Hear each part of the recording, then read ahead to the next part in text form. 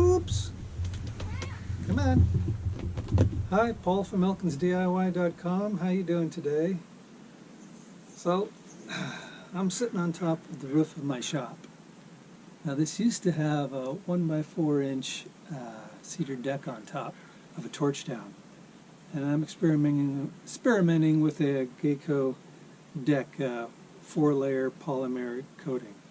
It says if you do the preparations right, they'll guarantee it 50 years. Ooh, usually can't even get 10 or 15 years on a regular torch down. So I went ahead and I think the last video I did, showed you the extension that I made to pull up the screws that fasten down the 1x4 cedar planks. That worked out pretty good. Gave that all to my neighbor. That was handy. Then I got to pulling up all the first course of plywood, which was pretty damaged. And I even had to replace some other sheets up front that really got damaged. All the roof angles toward the front, they had neglected to make an access hatch to clean out the downspout.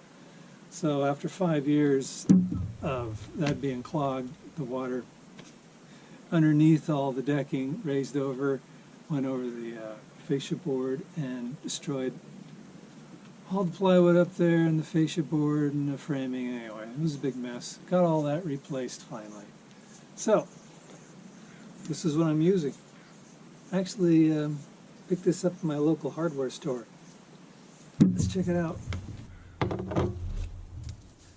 They give you a tube of caulking, and that's for caulking all of your corner seams and anything over an 1/8 inch thick on the butt joints of your plywood.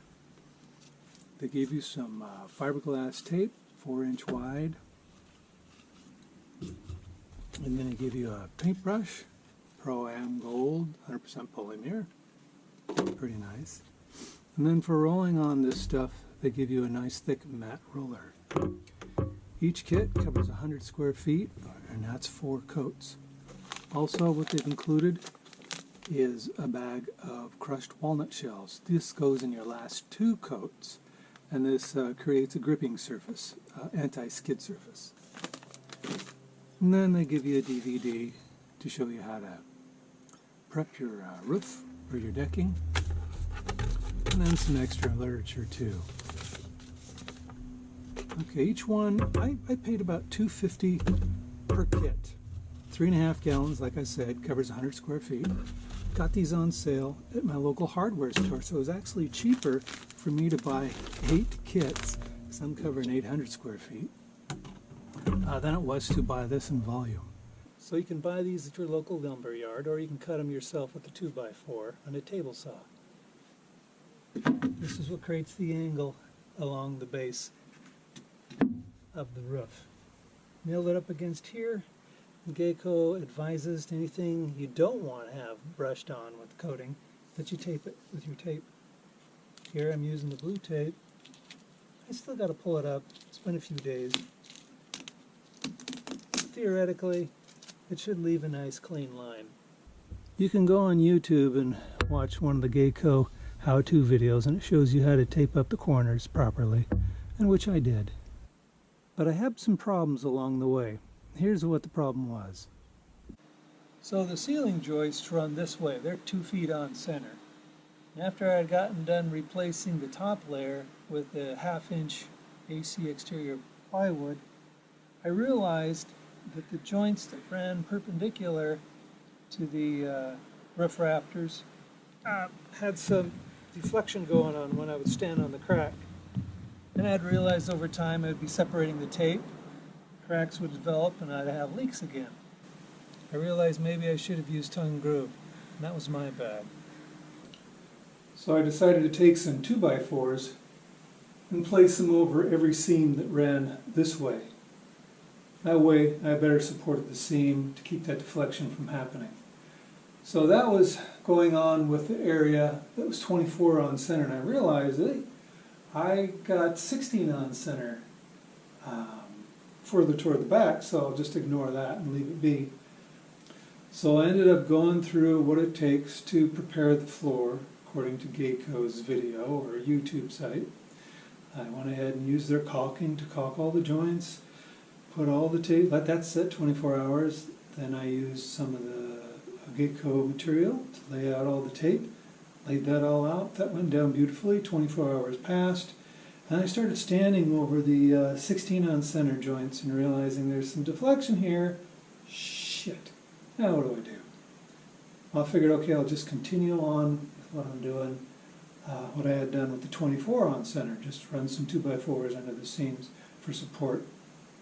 But then I realized one morning waking up that the deck goes beyond this back wall to my shop. It goes 6 feet further into my closets where the ceilings are sheetrocked. Crap, now what? So I call my contractor friend. I'm like, what would you do in a case like this? And he advises me to just, pull up the first course that I got down and throw down some liquid nails, screw it all back down, call it good. Well, little did he know, and I didn't bother telling him, that I had all the angle board going 3/4 around the area. Everything was taped. All the screws were filled with putty. Would have been a nightmare. So this is what I came up with. This is just a drill template. This is laid on the seam, across the seam, on the bullseye there, right in between the two rafters, screwed down this little guy. Once it's screwed down, take my big drill, and I drill 4 holes. I had a little piece of tape wrapped around my drill bit. I'd go in here, go down 5/8 of an inch. That way it popped through the first course of 1/2 inch plywood and into the bottom one. I switched over drill bits, drilled several holes, about 3 here and 2 here on each side. Notice there's kind of weird cuts there. Well, that's so I can get my caulking gun as close as I could to the joint. Took that off, set those in the holes, had my neighbor stand on that with some ski poles for support, and while he was standing on it, I got in there with my caulking gun and gave it a quick shot here, here, here, here, and here. Walked over on the other side and did the same. Once he got up off of this thing, the bottom sheet came in, compressed. I had some serious holes here. I just filled in with the remaining caulking that I had dripping all over the place.